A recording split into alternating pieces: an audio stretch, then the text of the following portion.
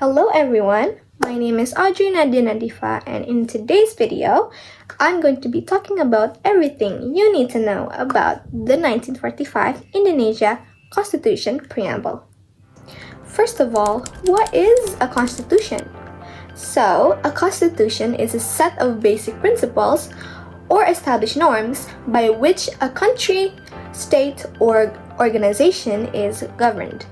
It defines the structure of the government, the rights and responsibilities of each citizen, and also the powers and limits of governing agencies. So you might be wondering, Diva, what is the preamble of a constitution? So, in simple terms, the preamble of a constitution is the opening statement that explains the main idea and purpose of said document. The preamble serves as an introduction to the principles that guides the law and governance of a country. Some might say everything has a purpose, even the preamble. So the purpose of the preamble is to introduce the document or a piece of media by providing important background information or details. The preamble also sometimes sets the scene by providing historical details or introduce the main characters that will be commonly mentioned throughout the whole document. Indonesia's preamble, taken from the Undang-Undang Dasar Negara Republik Indonesia tahun 1945, consists of 4 main paragraphs. The first paragraph states that all nations, including Indonesia, deserve the right to have freedom and justice. With that, the act of colonization should be wiped from existence because it is inhumane and unjust. This comes from the fact that when a country is colonized, they experience many means of mistreatment, torture, and exploitation. No nation would want this to happen to their own country. The second paragraph of our preamble describes that Indonesia finally gaining their independence after the effort of making this country a united country. The phrase mengantarkan rakyat Indonesia ke depan pintu gerbang kemerdekaan negara Indonesia yang merdeka, bersatu, berdaulat, adil dan makmur. It talks about the battles that our ancestors have done and the troubles that they have went through upholding our country's pride and justice. This effort can deliver the nation of Indonesia to a better Indonesia, where it is independent, united, sovereign, has justice, and is prosperous. This paragraph can be a form of spirit to the Indonesian citizens that we should always fight and advocate for our country. The third paragraph states that with God's blessings and the hopes of our ancestors, Indonesia can finally become an independent country, allowing its people to live freely and in peace. And as a religious country, Indonesians are grateful for God's help in gaining independence, understanding that it came not just from their hard work, but also from God's support. The main message here is that we should always seek for God's help along with putting in the effort and having hopes to achieve our goals. The last but finally not least, the fourth paragraph of our preamble established that Pancasila is the foundation of all articles in the Constitution. The Constitution is formed to rule the citizens of Indonesia at advancing their general well-being, educate the nation's life, and following all the obligations. The requirement of the governments to change or to make new constitution needs to be entirely based on the Pancasila. The preamble has 4 main thoughts. The first main thought of the preamble is to protect Indonesia and the nation as a whole by the unity that shows social equality to all Indonesian people. That means that all citizens are united to protect the Indonesian country. The second main thought of the preamble is that the country wants to show social equality to all citizens. Since the NKRI, Negara Kesatuan Republik Indonesia, was formed, the one purpose that the nation made is that they want to show equality to all Indonesian citizens. The third main thought of the preamble is that a state of people's sovereignty is based on democracy and deliberation or representation. This third thought comes from the fourth ideology of Pancasila, which states kerakyatan yang dipimpin oleh hikmat kebijaksanaan dalam permusyawaratan perwakilan. And the fourth main thought of the preamble is that the country is based on the God Almighty according to the basis of fair and civilized humanity. The citizens of Indonesia admit and believe in the God Almighty.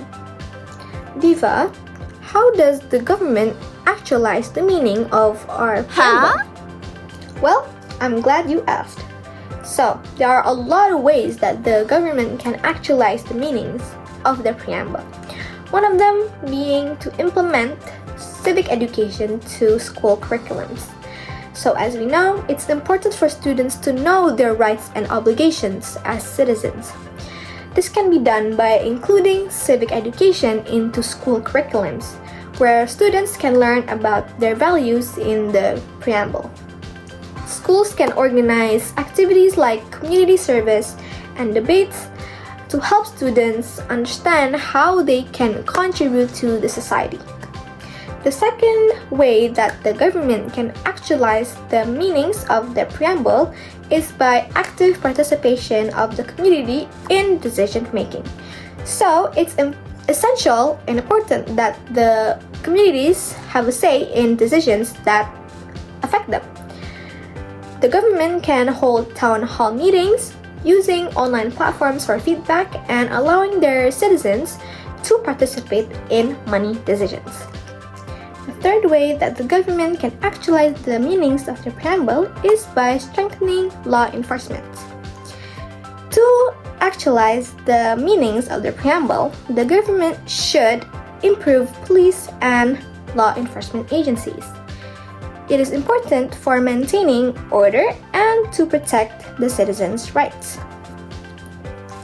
This can be done by training police officers on human rights and ethical behavior, creating independent groups to monitor law enforcement can also help make sure that every deed that a person has done is their own responsibility.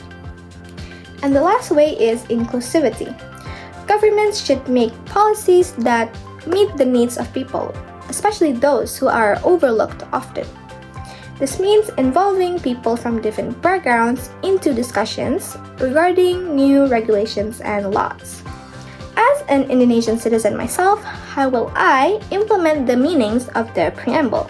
According to the first paragraph of the preamble, there are many ways to implement the meanings of the preamble. 1. Maintaining national sovereignty by defending the country. 2. The government does their job properly, honestly, and fairly. 3.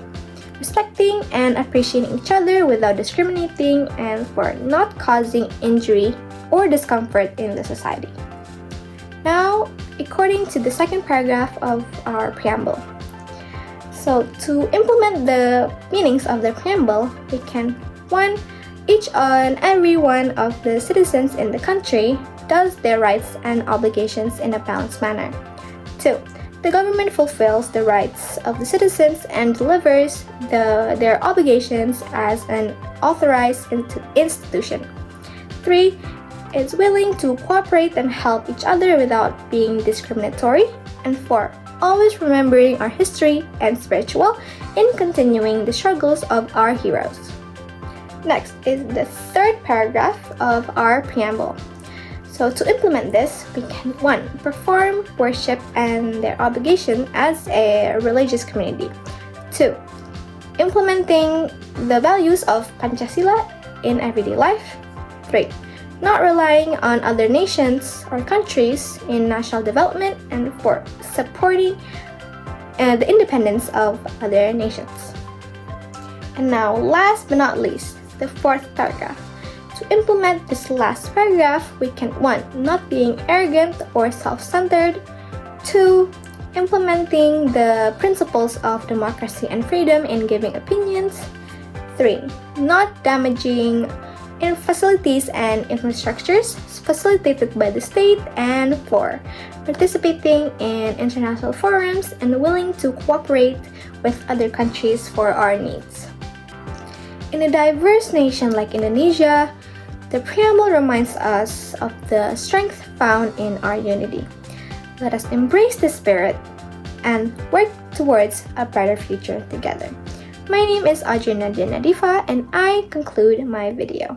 Thank you.